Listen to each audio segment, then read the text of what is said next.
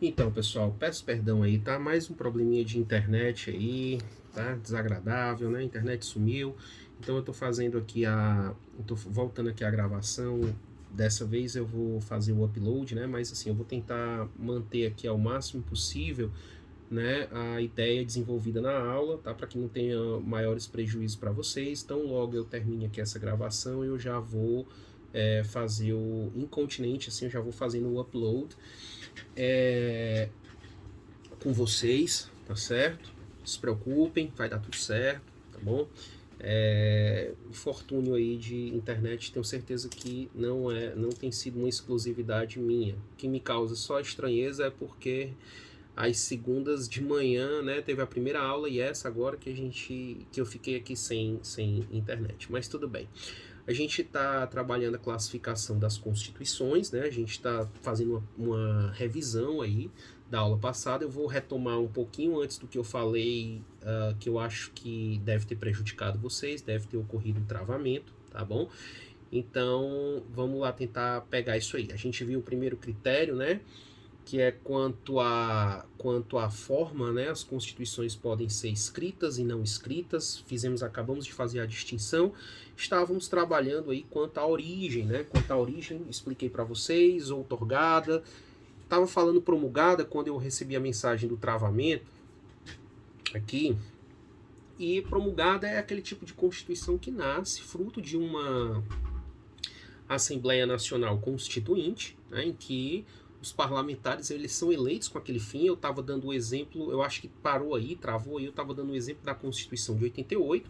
Os parlamentares foram eleitos em 86, passaram a se reunir em Assembleia Constituinte em 87, a partir de fevereiro de 87, oportunidade em que vocês têm aí como observar, tá certo? A forma democrática, como foi o processo, tá? Parlamentares das mais diversas ideologias. Inclusive, ao final da Constituição, eu ia pegar aqui, mas é só uma perda de tempo. Se você olhar no final da sua Constituição, vai ter o nome lá dos nossos constituintes. Vale a pena dar uma olhada, assim, tem alguns políticos que ainda estão aí no cenário nacional, tá certo? Que integraram aquela Assembleia.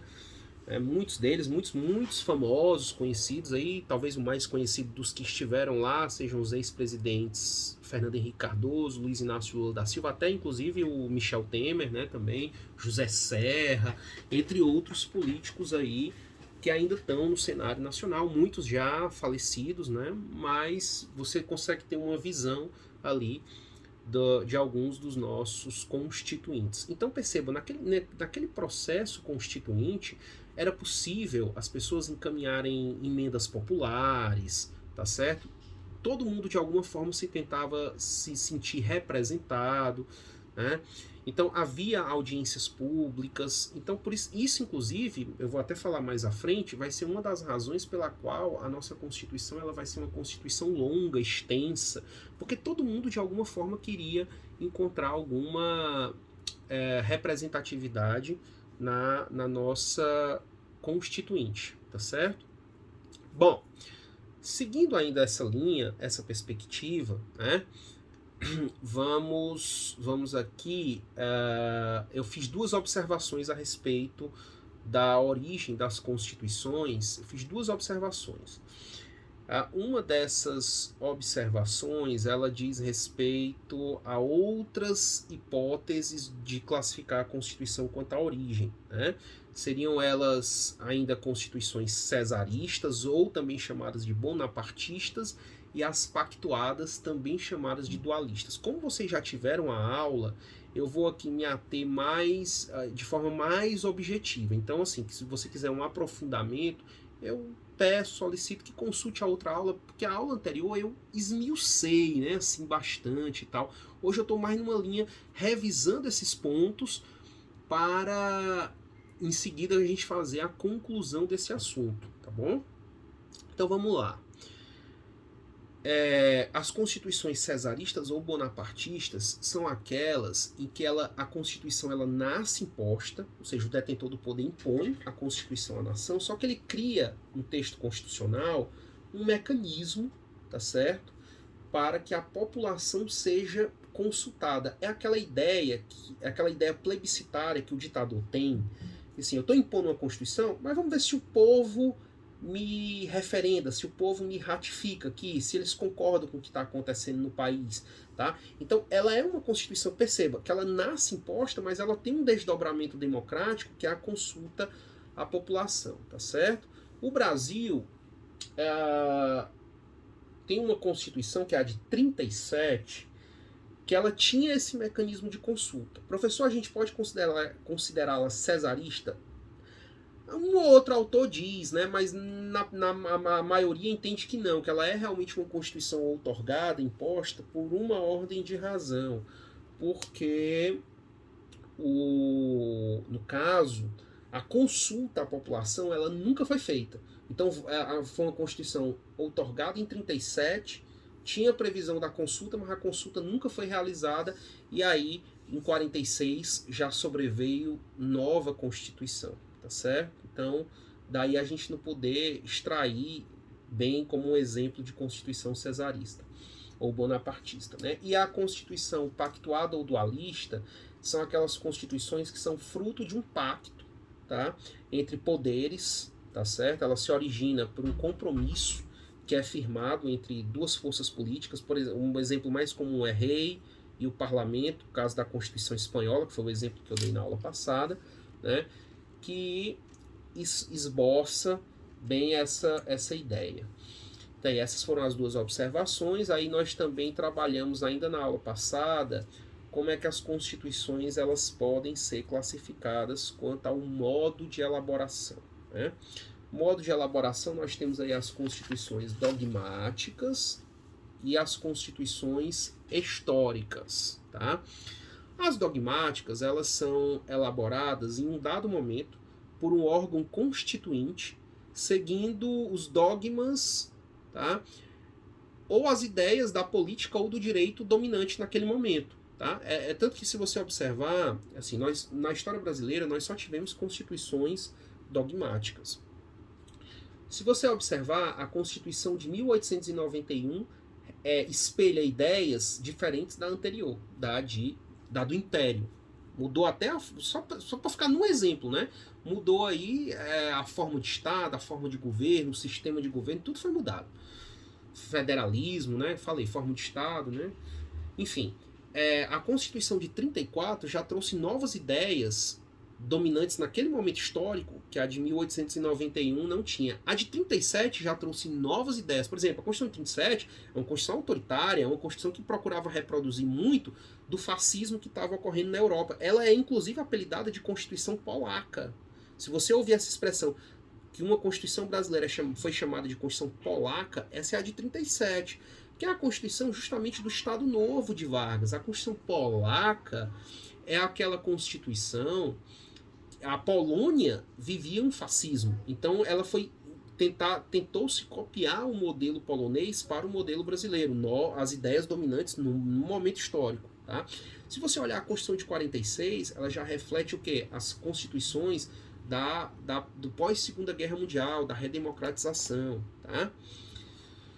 67 e 69, outras constituições do Brasil, elas já também reproduzem um momento bem peculiar na América Latina, tá certo? De golpes militares, de sucessões de governos autoritários, que também era fruto do momento que a América Latina vivia.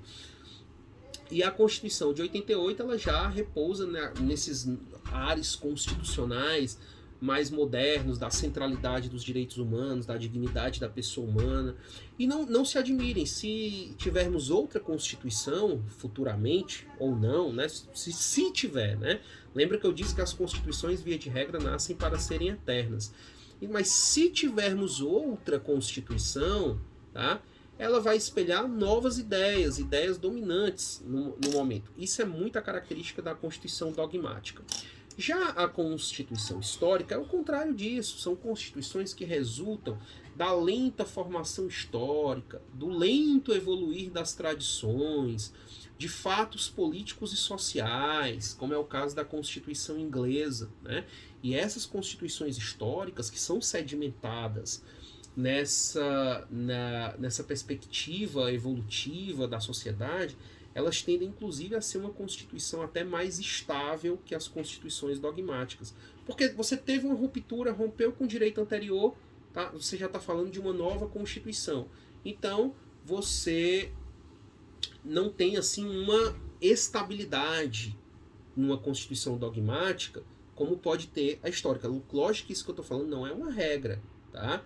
Não é uma regra, tá certo? Pode acontecer de existir uma constituição aí que ela seja assim extremamente longeva, tá certo? Então, isso não é uma regra absoluta, mas a tendência é que as históricas elas sejam mais estáveis, porque é muito mais difícil você mudar um costume, uma tradição, do que você mudar uma lei ali, ainda que seja a lei maior, naquele momento histórico. Eu chamei a atenção de vocês na aula passada para o próximo critério, que era o critério da estabilidade ou do grau de alterabilidade das normas constitucionais. Esse é o critério que muitas vezes é muito cobrado, porque eles são mais critérios elencados, né? E à medida que são mais critérios elencados, você tem ali no seu bojo, né? Você vai ter uma possibilidade de uma maior confusão, né? Mas eu tentei ao máximo esmiuçar isso na aula passada. Vamos reanalisar esses pontos para a gente concluir o assunto, tá certo? Vamos lá. Quanto à estabilidade, as constituições elas podem ser imutáveis. Eu disse para vocês que isso é um formato de constituição em desuso, praticamente relegado ao Museu Constitucional, porque não há como se imaginar que exista uma Constituição que não admita qualquer alteração das suas normas, do seu texto. É muito difícil imaginar uma Constituição nesse formato. Tá? Então, as constituições imutáveis são em desuso, porque elas não admitem qualquer mudança do texto constitucional, ok? Tá, e aí você tem na sequência, tá, quanto à estabilidade, o grau de alterabilidade das normas, você tem aí a Constituição do tipo rígida, né? Foi o exemplo até que eu dei para vocês, que é um modelo de Constituição aplicado aqui no Brasil, né? Inclusive em quase todas as nossas constituições anteriores. Vamos ter outra constituição que não sei, vamos ter um exemplo de uma constituição que não foi rígida, tá? Mas o que é mesmo a constituição rígida? A constituição rígida, ela vai ser aquele formato de constituição que, para você ter uma alteração das suas normas, do seu texto, vai ser necessário um processo mais solene, mais dificultoso, tá certo? Em relação à alteração das demais normas, tá certo? Então, a nossa Constituição exige um processo para a alteração das suas normas e um processo diferente para a alteração das leis, tá certo? Então, isso é na realidade o que causa, tá, essa ideia de constituição do tipo rígida. As constituições do tipo rígida podem ter ou não cláusulas pétreas. Eu dei o exemplo na aula passada, tá certo? Cláusulas pétreas são aquelas cláusulas, também chamadas de cláusulas da eternidade, né, que é um núcleo mais rígido, ainda mais difícil ainda, tá certo? Em se tratando de processo de alteração, porque é um núcleo que não pode ser abolido da Constituição, tá certo? Então, cláusulas pétreas, tá? Como nós temos o exemplo, se você quiser localizar na Constituição, no artigo 60, parágrafo 4º, tá? Você tem um exemplo aí muito bom, artigo 60, parágrafo 4º, que é: não se admite a proposta de emenda tendente a abolir, né, a forma federativa de Estado, o voto direto, secreto, universal, periódico, né, separação de poderes e os direitos e garantias individuais e coletivos. Como eu chamei a atenção na aula passada, o professor Alexandre de Moraes, tá, ele faz referência pela existência de cláusulas pétreas, que a Constituição ela poderia até ser chamada de super rígida por força dessas cláusulas pétreas, ok? Bom, na sequência, você tem aí as constituições, tá certo? Do tipo flexíveis, né? Que são aquelas que não há um processo de diferenciação, tá? Entre a alteração daquilo que é Constituição e daquilo que é lei, tá certo? Então, como não há esse processo de diferenciação, tá certo? A Constituição ela é tida como flexível, porque tanto você pode alterar uma forma, você pode alterar de uma forma, do mesmo jeito que altera a Constituição, você pode alterar a lei. Então você não tem bem uma distinção, uma diferenciação, tá certo? Entre um modelo, formato e o outro, tá bom? E você tem a semirrígida. Eu até dei o exemplo da Constituição do Império, né? A Constituição do Império brasileira foi uma Constituição do tipo semirrígida. Tá? Por quê? Porque no caso da Constituição do tipo semirrígida, tá? Um núcleo escolhido na Constituição, ele precisa de uma determinada formalidade. E aquilo que não é esse núcleo, tá? Pode ser alterado sem maiores dificuldades, como acontece com as legislaturas comuns. Eu dei o exemplo, até pedi que a gente olhasse na internet, da Constituição do artigo 178 da Constituição do Império, tá certo? Que é a Constituição de 1824. Pois bem, então, feitas essas distinções, vamos aqui para o último tópico, que é o último não, é o penúltimo tópico aí, que é o tópico relativo à classificação das constituições quanto à extensão. E aí é um detalhe curioso, porque e aqui a gente já começa, tá certo, a nossa aula de hoje, tá? A gente começa a nossa aula de hoje porque já é um tema novo que a gente não trabalhou na aula passada. Então, quanto à extensão, as constituições elas podem ser sintéticas e podem ser analíticas, tá certo? Pessoal, a distinção aí entre constituições sintéticas e analíticas, ela é muito interessante, tá? Constituições sintéticas e analíticas. Uma constituição ela vai ser analítica quando ela é uma constituição longa, extensa, até prolixa, tá? Porque, perceba, para se falar em constituição, mesmo propriamente dita, eu já disse para vocês quais são os elementos que são necessários. Para a gente falar em constituição, os elementos que ela precisa ter é o quê? Ela precisa ter uma organização político-administrativa. Ela precisa detalhar como é que ela se organiza político-administrativamente, como é que se titulariza o poder, tá? Como é que ocorre essa distribuição do poder político, tá? Como é que o Estado se organiza, onde é que vai estar a separação de poderes, como é que ela vai estar delineada, tá? E um capítulo referente a direitos e garantias fundamentais. Se tiver isso, já é Constituição. Agora pode acontecer o seguinte, percebam se vocês concordam comigo, pode acontecer de que a Constituição não fique só nisso e vá além, tá? A Constituição vá além, ou seja, ela comece a trabalhar outras categorias que poderiam ser trabalhadas pela lei, mas dada a importância que se tem essas categorias, resolvem trazê-las para a Constituição. Então você traz à Constituição certas categorias, tá?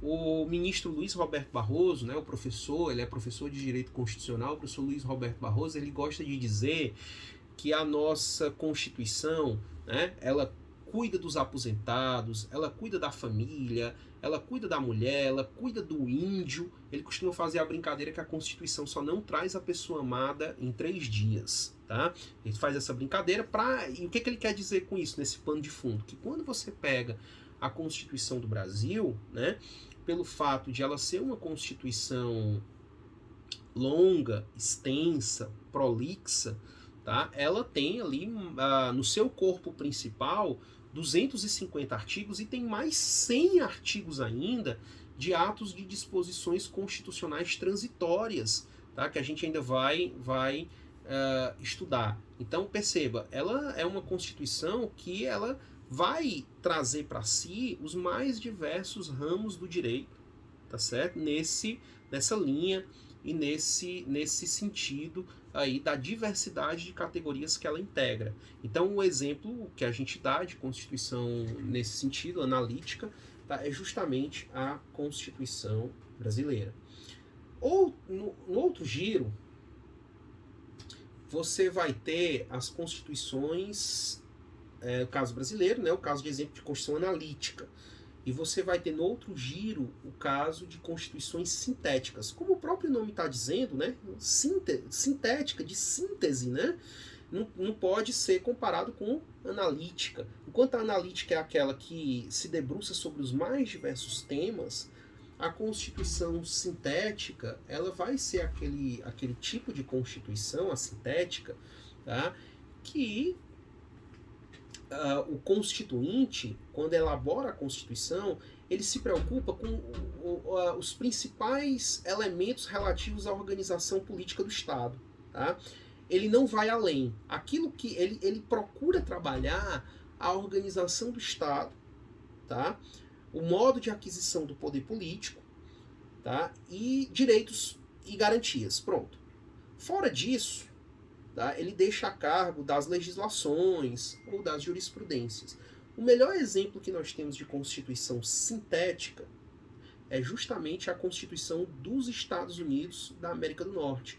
Tá? A Constituição Americana de 1787 é uma Constituição que é do tipo sintética. Ela só tem 7 artigos e 30 emendas. Tá? Então, lógico que quando você vai olhar os 7 artigos, eles são artigos que se distribuem, tá?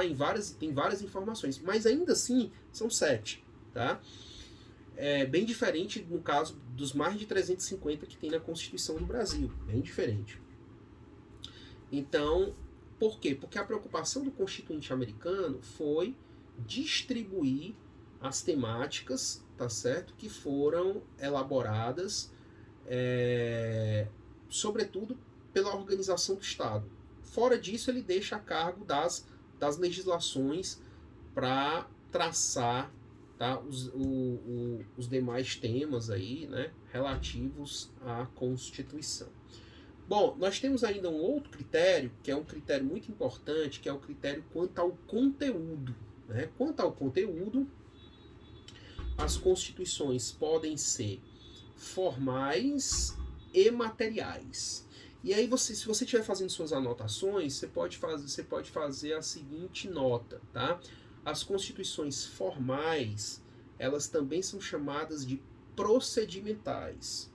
E as constituições materiais também vão ser chamadas de substanciais, tá? Vamos fazer a distinção. Pessoal, uma constituição do tipo material, aí eu já quero que vocês entendam bem. O que seria uma norma materialmente constitucional? Quando a gente fala em norma material na Constituição, o que eu estou querendo dizer com isso? Norma material diz respeito, tá? Norma material diz respeito a organização do Estado, a direitos fundamentais, separação de poderes. São aquelas normas raiz da Constituição, são aquelas normas que fazem com que uma Constituição, ela, de fato, seja chamada de Constituição. Porque se ela não tiver isso, ela não pode ser chamada de Constituição, tá certo? Ela não pode ser chamada. Ela tem, para ser Constituição, tem que ter ali no seu texto, tá certo? Dispositivos a respeito da organização política do Estado. Você tem que ter dispositivos relativos à separação de poderes, você tem que ter dispositivos relativos à titularização do poder político. Se não tiver, nem é Constituição, é qualquer outra coisa, menos Constituição. Tá? É diferente, isso são normas materiais. Então, uma Constituição do tipo material, tá? Uma Constituição do tipo material, ela vai ser aquela Constituição que vai trabalhar em relação a essas perspectivas, ok? Em relação a essas perspectivas de organização central do Estado. Já as normas caráter formal, ou seja, normas formalmente constitucionais, elas não se resumem a isso, a organização do Estado. Elas vão além, tá? Elas vão além. Elas trabalham uma outra categoria, novas perspectivas, tá certo? Em relação à organização política do Estado. Então, países que adotam constituição do tipo formal, tá? Elas vão muito além do procedimento. São constituições que elas trazem para o texto outros assuntos. E isso é a constituição do tipo formal, ok? Constituição do tipo formal. Porque na constituição formal, o que ela procura mais destacar é o próprio procedimento. Elas são chamadas também de procedimentais, tá? Então, nessa perspectiva, nessa linha, as constituições formais, tá? Elas têm mais preocupação com o procedimento de alteração das suas normas e elas tratam de outros assuntos. Quando você vai olhar os manuais de direito constitucional, sempre você encontra lá o seguinte, nos manuais, né? Que constituições do tipo formal, tá? Quando você vai olhar o caso brasileiro, porque assim, o caso brasileiro é interessante. Nossa Constituição, ela no todo, tá? Ela é formal, ela é uma Constituição formal, mas é lógico que ela vai ter o quê? Normas de cunho material. No todo a Constituição é formal, mas ela tem no seu texto normas de cunho material, tá certo? Então prestem bem atenção nesse detalhe aqui. Quando você olha os livros de direito constitucional, sempre trazem essa observação, né? Só para vocês terem uma ideia do tanto que a nossa Constituição se debruça sobre os mais diversos assuntos. Esse exemplo está quase presente em tudo que é livro que eu já vi. Quando pede para você olhar o artigo 242, parágrafo 2º da Constituição, que diz que o Colégio Pedro II, localizado na cidade do Rio de Janeiro, será mantido na órbita federal. Tá? Percebam, isso é um assunto que precisaria obrigatoriamente estar na Constituição, seria um assunto de obrigação da Constituição. Podia ou não podia ser tratado por uma lei infraconstitucional? Podia, não podia? Mas o Constituinte ele fez o quê? O Constituinte levou esse assunto, trouxe para a Constituição. Por isso a nossa Constituição ela não se resume apenas a normas de cunho material, tá? Mas ela tem também normas outras que não tem a ver com a essência da Constituição e ela ainda tem destacadas matérias a respeito do seu procedimento, tá certo? Procedimento constitucional, tá bom? E a outra classificação que ficou pendente aí também dentro daquela observação que eu fiz com vocês, né, que eu encaminhei, era ainda a classificação quanto aos fins, né, que a Constituição ela pode ser uma Constituição garantia e uma Constituição dirigente. Pessoal, uma Constituição garantia, ela remonta ao início do constitucionalismo. É aquela Constituição que tem como objetivo central, fundamental, a limitação do poder do Estado, ok? Ela tem como objetivo central, fundamental, a limitação do poder estatal, tá certo? Agora, a Constituição dirigente, ela é um tipo de Constituição que foi um conceito desenvolvido pelo professor José Joaquim Gomes Canutilho, que é um conceito relativo àquela ideia de uma Constituição que traz um programa, que ela traz normas programáticas, ou seja, um programa a ser desenvolvido pelo Estado, tá certo? Se você, por exemplo, olhar a nossa Constituição, né? Nossa Constituição tem várias normas programáticas. Você olha logo o artigo 3º, né? Tem objetivos fundamentais da República Federativa do Brasil. E entre esses objetivos está o quê?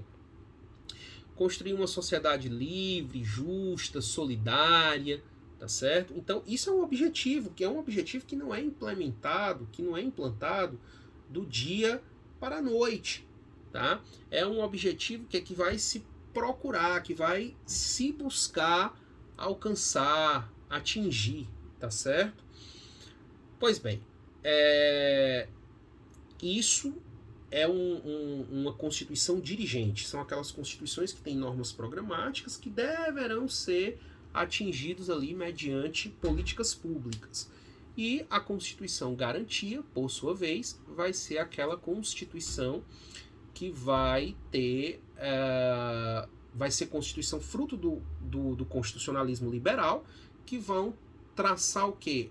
A principal preocupação da Constituição é com a limitação do poder do Estado, devendo, tá certo, o legislador trabalhar as demais questões. Por isso que as constituições garantias são constituições mais resumidas, tá?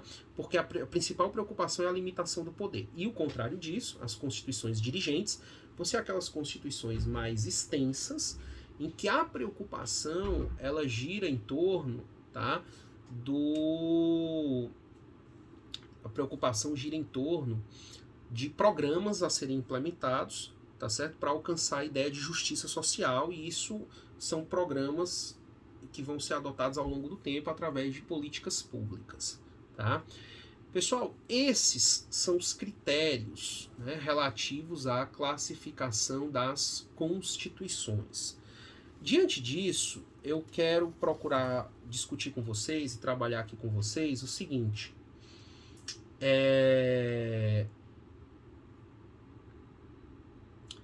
Vamos classificar a Constituição de 88. Peguemos aqui a nossa classificação, a nossa Constituição de 88, relativamente a esses critérios que nós desenvolvemos até agora, tá? E vamos classificá-la aqui. Então vamos lá. Quanto à origem, a Constituição de 88, ela vai ser o quê? Quanto à origem, ela vai ser promulgada, né? Dei exemplos aqui com vocês e tal, né? Quanto à origem, ela é uma Constituição promulgada, fruto de uma Assembleia Nacional Constituinte. E com relação à forma dela, ela é escrita ou não escrita? Escrita, né? Codificada, organizada, sistematizada em um único documento para estabelecer a organização fundamental do país. Escrita, perfeito. Tá? Quanto ao modo de elaboração, a gente pode dizer o quê? Que ela é dogmática ou ela é histórica? Ela é uma Constituição dogmática, produto das ideias do direito dominante, tá certo? No momento da sua elaboração, ali finalzinho da década de 80, né? Vimos quanto à origem, quanto à forma, quanto ao modo de elaboração. Aí vamos lá, quanto à estabilidade.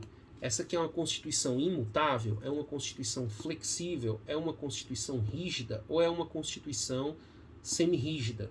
Tá? Ela é uma Constituição do tipo rígida, ou ainda na observação do Alexandre de Moraes, né? Pode ser também chamada, tá, gente? Não quer dizer que é super rígida, não. O que você vai adotar é que ela é uma Constituição rígida.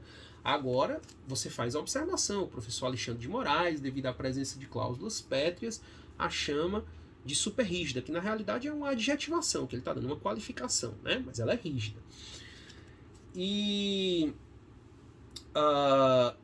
quanto ao conteúdo, gente, ela é formal ou material? A Constituição de 88, ela tem normas de cunho material, tá? Mas no seu todo, ela é o quê? Ela é formal, tá bom? O outro critério que nós observamos, né, quanto aos fins, ela é uma Constituição garantia ou ela é uma Constituição dirigente, tá? Pessoal, a Constituição de 88, quanto aos fins, ela é uma Constituição dirigente. Até dei exemplos aqui, né? Você vai encontrar várias normas, como o artigo 3º, tá certo? Que vai dizer que a Constituição de 88 ela tem como objetivos, né, construir uma sociedade livre, justa, solidária, tá? Então, diante disso, aqui, a Constituição de 88 ela é uma Constituição do tipo dirigente, tá certo? Contrário ao que acontece, por exemplo, com a Constituição norte-americana, que é uma Constituição garantia. E ela também, aqui, quanto à extensão, ela é uma Constituição, quanto à extensão, né, analítica, tá certo? Uma Constituição analítica, porque ela não se centra, ela não se